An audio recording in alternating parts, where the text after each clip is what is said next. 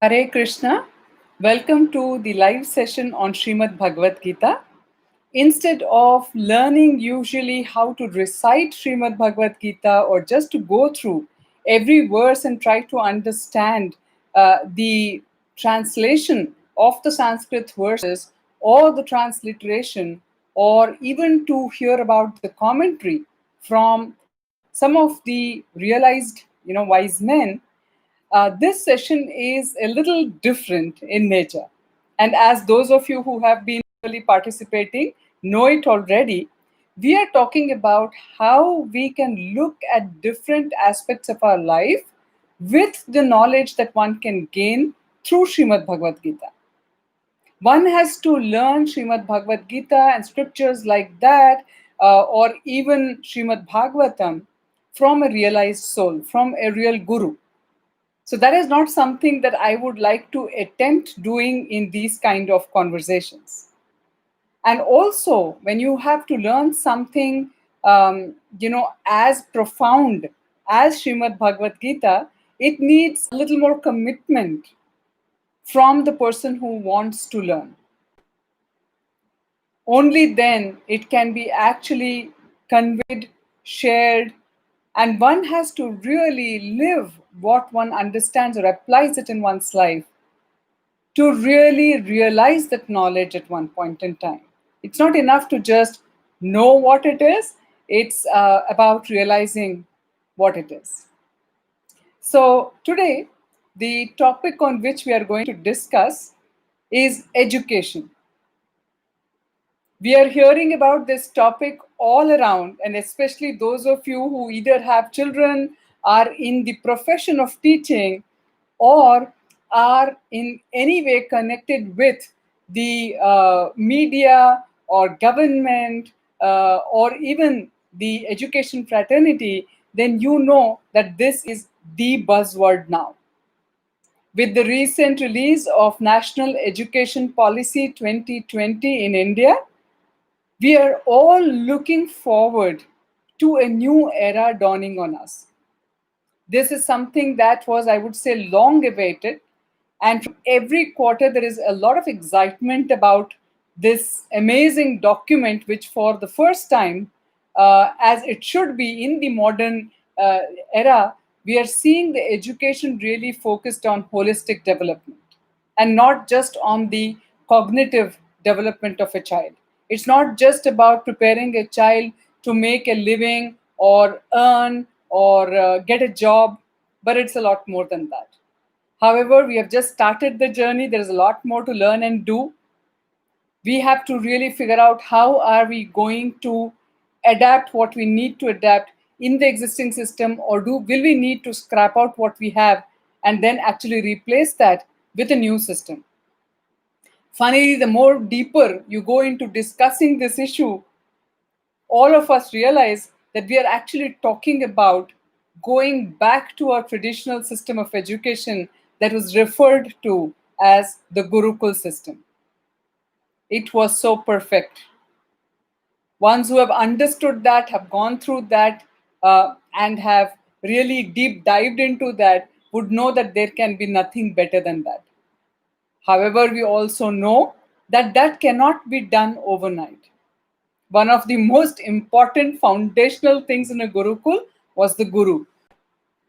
And the big question we have is, do we have the Gurus in the educational system of the kind that we need to have, with the kind of intention that you need to be in that service of education?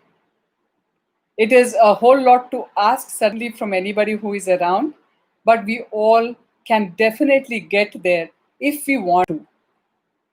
So, with this, friends, I would like to share a few thoughts that I had on what I have understood of education per se from scriptures like Srimad Bhagavad Gita. I have been also very fortunate to witness a Gurukul system running in the ashram of my Guruji, where I have spent over 15 years now. And I have seen the results of the Gurukul resulting in some of the most, I would say, complete beings who know how to live are today, like, there in front of me, who grew from being 15 to being 30. And kind of, that was if you have to call it, that was a kind of a tangible result that I could see even in a batch of 20, that I saw them growing in front of me in our humble ashram at the banks of river Kaveri in Srirangapatna, that my Guruji Srila Bhakti Gaurava Narasingha had set up. So, friends, let's understand what are we talking about. Before I get started, Hare Krishna to those of you who are present. Welcome to the session. And may I request you to please type something in the chat box so that I know who all are already live here. And I am, of course, waiting for a few others to come online soon, or they are, as you know, connected to this series by checking out the recorded version as and when they have the time, and then they actually interact with me separately, which is also fine. So, friends, when I look at education, let us look at what is education. Simply put, education is about acquiring knowledge, and it is about learning how to apply that acquired knowledge. Clear, right? Let me repeat that. Education is about acquiring knowledge and learning how to apply that acquired knowledge in life. Now, the important thing, therefore, is to understand what is this knowledge about that we are talking. The knowledge has to be about self, and then everything else in relation to that self. Let me repeat that again. Knowledge is about first self, and then everything else in relation to that self. There's no point in just getting bombarded with information as knowledge, right? Then again, why is this knowledge even required? What kind of knowledge is required about self? The knowledge that can help all of us become self realized, and then something that, when applied, can help us be self actualized. Self realized and self actualized. Self realized is when a person is absolutely aware and conscious about all aspects of self. Who am I? Why am I here? Where did I come from? Where am I headed? What are my unique strengths and gifts that I have been given? What is the ultimate purpose of my life? What is my dharma? What are my duties? How do I make sure that I live a meaningful, purposeful, rightful life? What is right? What is wrong? How to look at the world around me? How to perceive the world around me? What to look at, what not to look at? How to engage all the faculties that I have been provided with? How do I take care of myself holistically? Hare Krishna, Manjushri. This is all. For example, if you're talking about utilizing all the senses that we have been gifted with, we need to learn with our eyes what are we to see of all the things that come in front of us. We need to know what to filter out and what to see, what to observe, what to note, and what to ignore. Anyways, our mind is doing that for us. But that is probably happening unconsciously, or what is referred to as subconsciously. But can we get there consciously is the question. We can hear so many things, but what should we be looking forward to hear and engage our hearing senses in? We can eat so many things, but what should we be eating? And why? And when? And how? We can be speaking about so many things. We can be talking. We can be communicating. But we should be engaging our speech in what? What is the purpose of our speech? These are some of the things, that we need to learn. And like this, there's a whole lot to learn, trust me, when you start getting into that. And this is not something that we can learn from just textbook or sitting down with somebody as a teacher or a guru. A lot of learning has to happen with yourself, within yourself. You have been gifted with that knowledge, but you need to know how to get there and utilize those faculties and that knowledge and that intelligence that you have been provided with. So this is, for example, like, something that help you understand yourself in completeness, and that will help you towards ultimately being a self-realized person. Now, what does self-actualization mean? You guys are free to actually Google it and look at so many wonderful definitions that have been given there. It's not a word I am creating, right?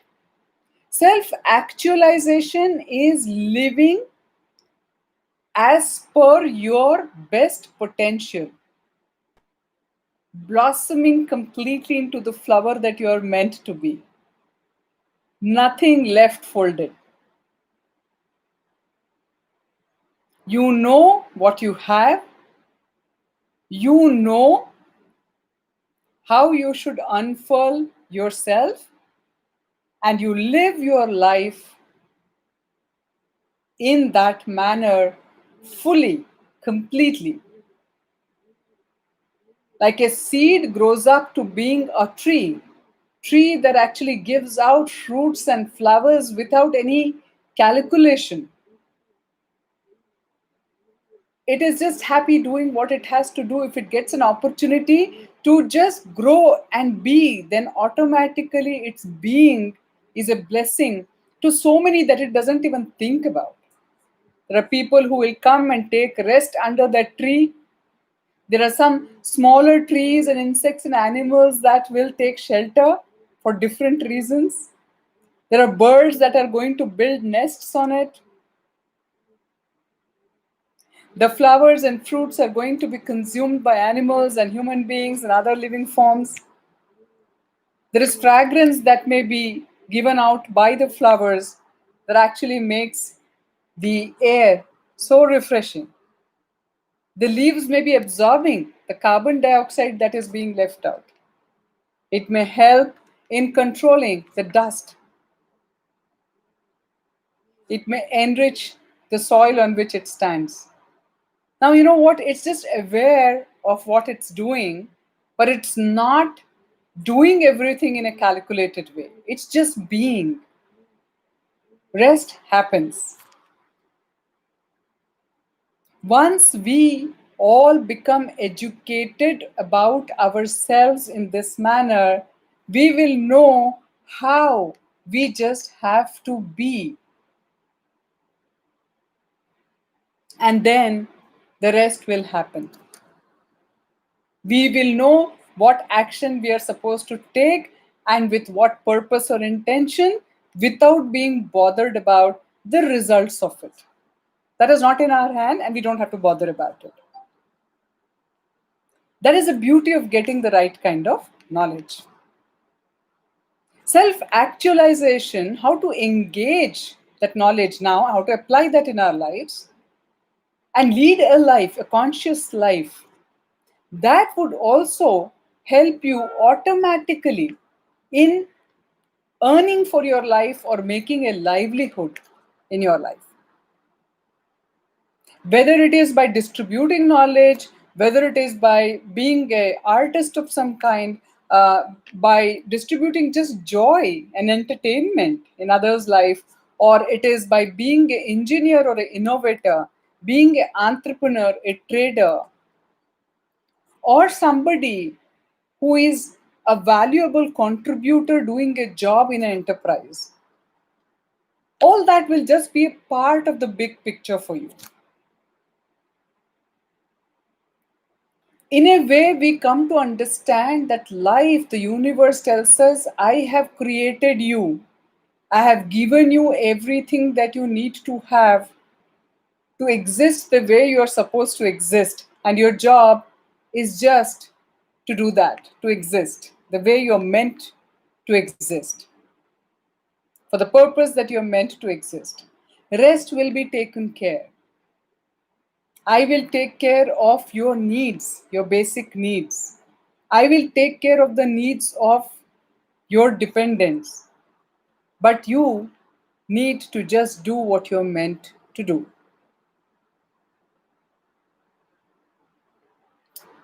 So, if you were to ask this question, suppose I would come in your life and say, hey, like, you know what, don't worry about taking care of your basic needs or if your family needs. You just do what you're doing because that's what you're meant to do. I'll take care of the rest. Question is, how many of you will continue doing exactly what you're doing, and not just what you're doing, how you are doing? Or will you do something different? Or do you feel confused when you hear that and feel, I'm not sure? Friends, that is the question. Many of us have acquired some knowledge, we have got some education, but when you look at education from this perspective, many of us have missed out on gaining the right kind of education. And even if some of us have been, I would say, lucky to be acquainted with or somehow grow up in an environment or for have taken interest and have gathered some knowledge, acquired the right kind of knowledge also, we have difficulty in understanding or learning how to apply that in our life consistently. And when there seems to be a conflict, how do we resolve that? Frankly, in one word, conflict resolution or conflict management happens with Shraddha or faith. Once you have the right knowledge and you know what is it that is in your control, what is not in your control, what you are being gifted with, what is it that you have to take when it comes, why it comes, how do you make sure that you create a pathway for yourself and your loved ones that is not thorny, may not be bed of roses, but at least it's a rightful path that you know, even if it's hard, you have the pride somewhere within to know that, even if it's difficult, even if it's not as comfortable, but I know that we are doing the right thing. Our conscience should not prick. That is a challenge, friends.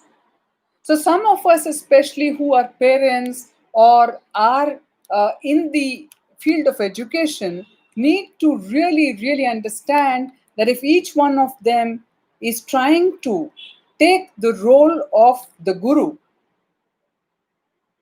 then first and foremost, we need to work on ourselves. We have to become conscious facilitators. We need to first educate ourselves. We need to be sure we are right there in the right profession. That is the right thing for us to do. That is what you're meant to do. Learn then how to do. And a lot of how in the education, we are debating and deliberating a lot nowadays about how we are supposed to provide this education to our next generation. The best and probably one of the only ways you can do is to first be educated and qualify yourself. If you want to give holistic education, you have to ask yourself, are you educated holistically? And if not, you have to take steps in that direction. You have to learn that there is nobody who can sit and talk to you about these things. They can help you read a few things, they can talk to you, give a few sessions or classes or whatever, but a lot of work has to be done at your end by you. And then the decisions and the choices in your life you have to take. There is nobody else who can take on your behalf. Many times people tell me, actually, to be very truthful, this is something that even I said at one point in time, that if things are going wrong, don't blame me, because I'm actually not making any decisions in my life. I just did what my elders told me at one time, and then I just followed what my friends were doing, and then I followed just my family, what they told me. I have been such a faithful, obedient person. I just haven't taken any decisions, so I cannot be blamed. All of those people are to blame if my life is not going okay. And then my Guruji, till then everybody else sympathized with me and they said, yeah, Archana, we totally understand what to do. That's the life of a woman. Che, che, how sorry. Take care, be patient. Everything will become all right. Time is the biggest healer. These are the kind of things I heard. But when I uttered the same statement in front of my Guruji said, hold on. Your decision is to go by the decisions others are making for you. So you cannot escape the fact that in any case you are making the decision. You don't even want to think whether the decision that others are making is right or not for you. You are not wanting to stand up for what you believe, or maybe you are not even aware of what you should believe. That's like living the most unconscious kind of life. Wake up, take charge of your life, take responsibility for your life. Listening to others is fine, even going by what others are saying is great if you have great advisors around you, well wishers around you, but then you have no right to spoil your life that has been given to you as a gift, because you don't want to take any responsibility, any accountability, and you just want to put the blame on others and just hope that one fine day things will change. Things won't change. Things will just deteriorate. And you know what?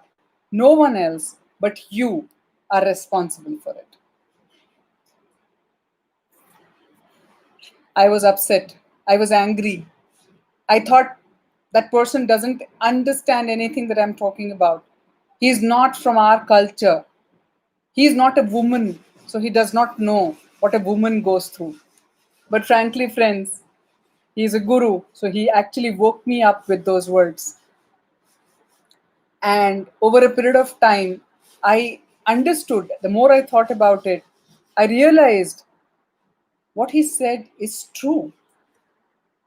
And I took charge of my life.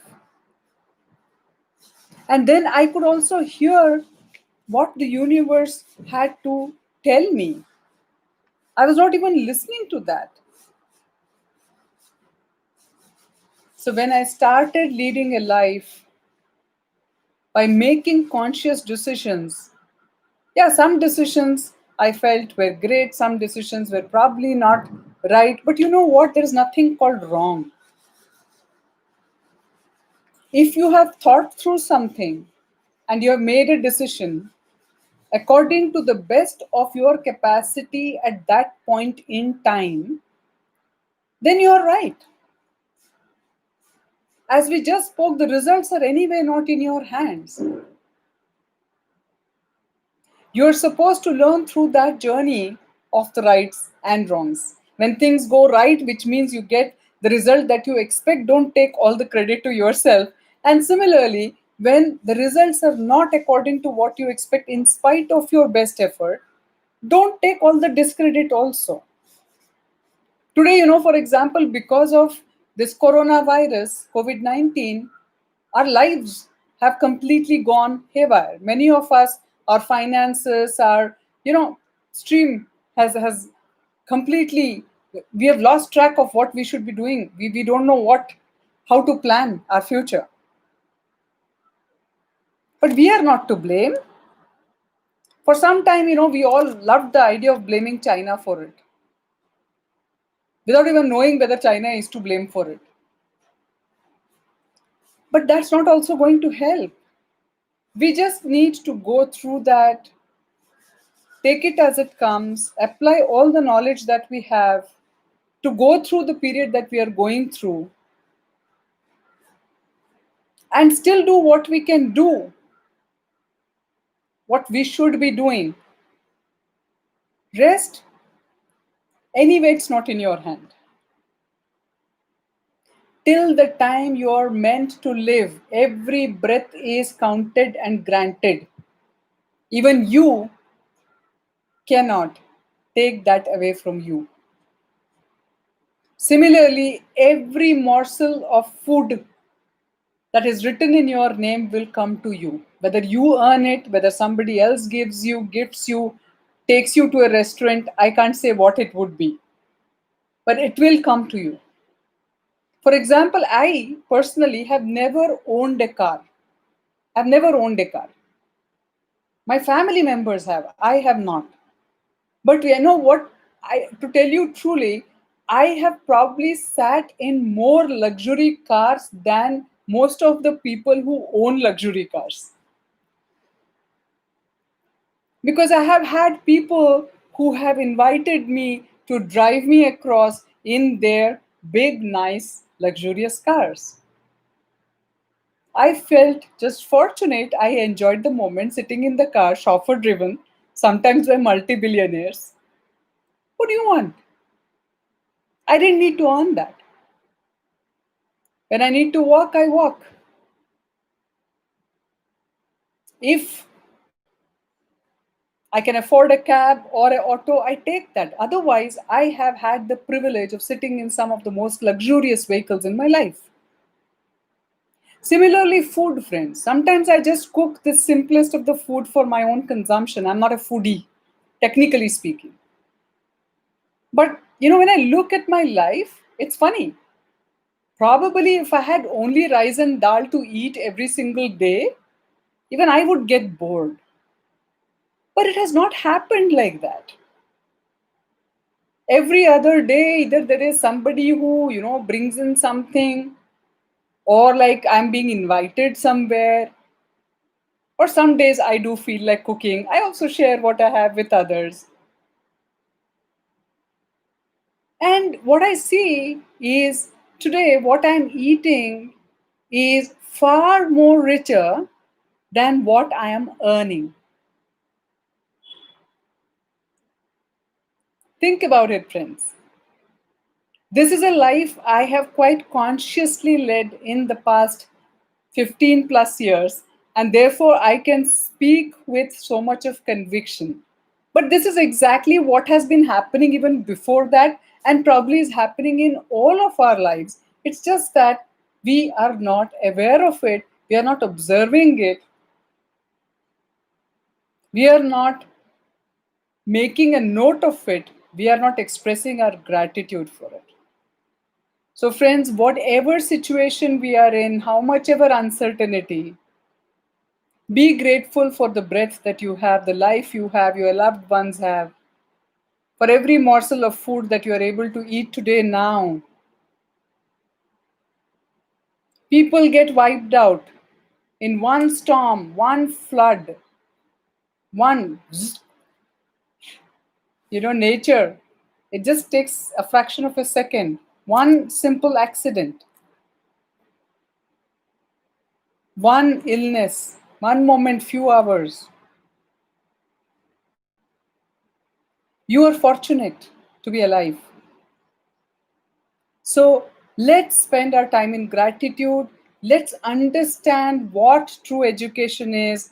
Whatever age and stage of life we are in, doesn't matter. If we feel we need to learn more, learn correctly, take that step, approach the person from whom you can learn.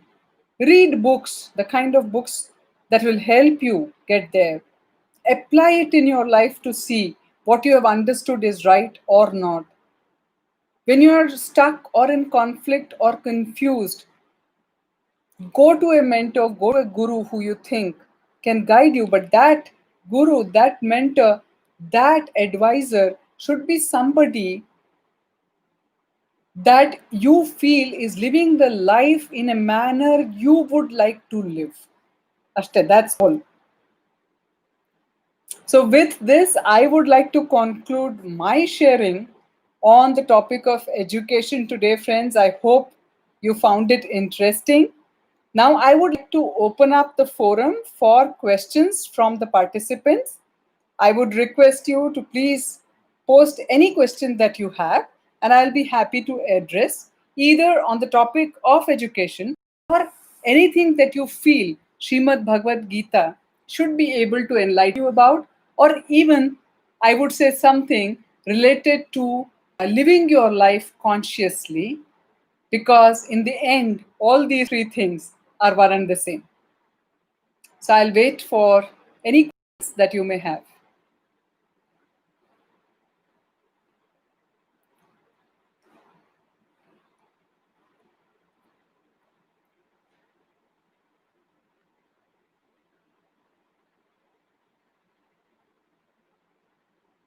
If we don't have any questions, I would recommend us, shortening the session time and concluding the session, because there is no point in just me going on sharing. In case you don't have questions, would you like to share your understanding from the session, or your own understandings or realization about education, and any challenges that you feel you have in acquiring that education for yourself, or providing that to your kith and kin or loved ones, or if you are a faculty member, to apply it in your field of education. I'm open to even receiving questions of that nature. By the way, I just want to inform, while I'm waiting for the questions or comments you guys have, I just want to mention that very soon we will be launching specific paid courses on conscious facilitation, which is purely for the faculty members. There is a course on conscious parenting, which is for which will be in three different kind of batches: one for existing parents, and one is for adults 18 plus who are considering to get married or are considering becoming a parent. And then the third category of conscious parenting is for adults who are living in a family where there are young kids, and they therefore will be influencing the child's upbringing, and therefore it's equally important for them to learn conscious parenting, right? And then we will have sessions, courses like conscious leadership. It's one level is for learning how to lead yourself, and the second level is going to be for the corporate level executives, managers and above, which will be also talking about how to lead others, the different kind of leadership, and how we can apply conscious leadership even while leading others, right? Then there will be sessions that will be related to find your calling, which will help two levels again: students to find out what's their calling, and accordingly take steps in creating the foundation for their adult life. And this will also be applicable, same program, but for a different level of anybody who feels conflicted or confused about their way forward. We call it sometimes midlife crisis that we all go through. At some point, we feel we have been doing what we just ended up doing, and then at some point, we feel there's something more we can do, or this is just not enough. And I have some other dream, but I don't know how practical that is, etc. Then this is also good for those kind of people. I also am a counselor and executive coach. So anybody who wants some base level, I'm not a medicinal or a therapeutic counselor, but I can counsel either spouses or parents or even a child who may want to just speak to somebody to get some clarity of thoughts in confidence. And the other kind of executive coaching that I do is either for startups or for executives who are working and would like to see how they can take their life forward, both personally and professionally. So whatever I do, I engage the concept of coaching and conscious living together. So this is about what and how you can gain, and you can approach me separately for this.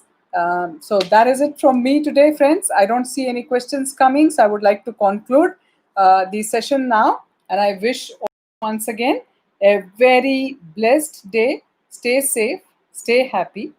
Hare Krishna. See you again next week. Bye bye.